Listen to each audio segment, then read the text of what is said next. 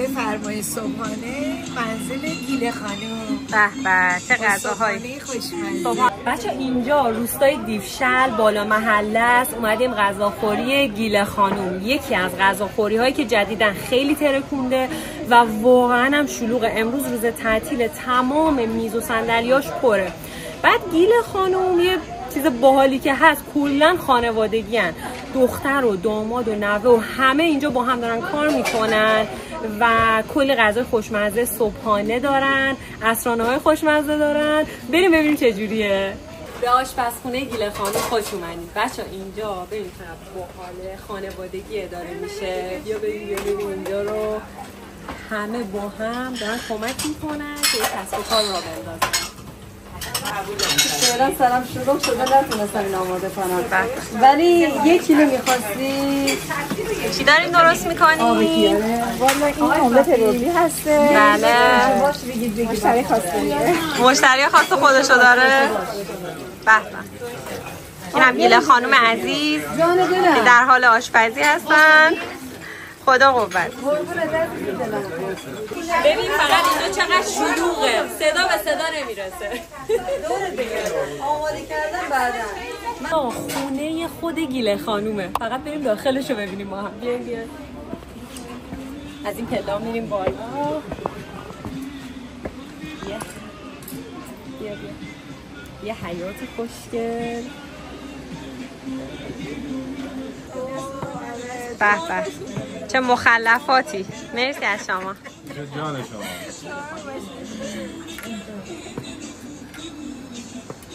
بچه اینجا فضای حیات گیله خانومه. قد ویو اینجا رو ببینیم، ویو کل شهره، خیلی قشنگه.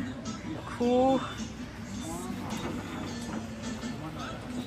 تمام این مخلفات و گیله خانوم رایگان براتون میاره. فقط ببینین چقدر مخلفات زیادی میاره و فضا رو فقط ببینین.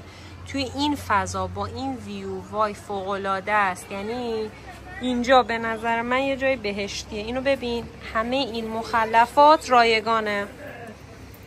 نهامون هم رسید، املت، پنیر برشته، معجون که لیمو خرما.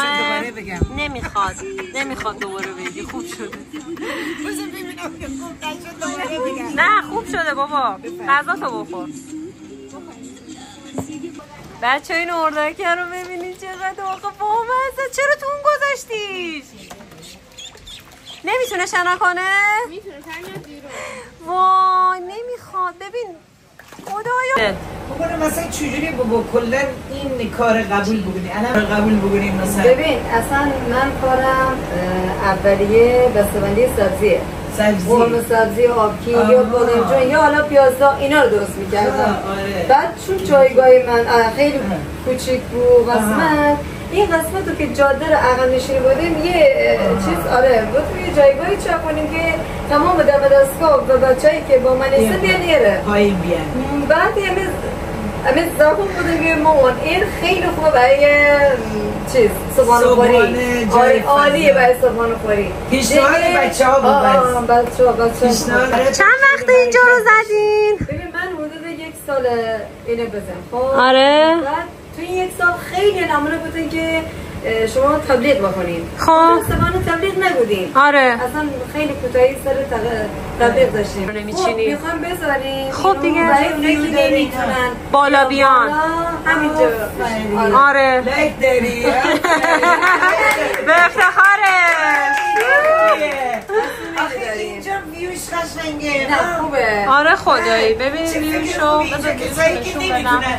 ویو اینجا اینه. شرایط نداره. اومدیم یه پیاده روی بعد غذامون هست. هوا هم خیلی خوبه. بذارین من اینجا رو بهتون نشون بدم. اسم این قایقا چیه؟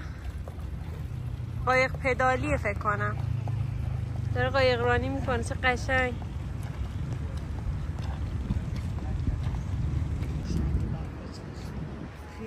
لاهیجان خدای قشنگه، واقعا جذابه.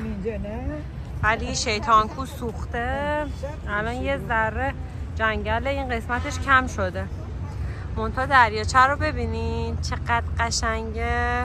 اومدیم خیابونه چی بود اسم اینجا؟ مطهری.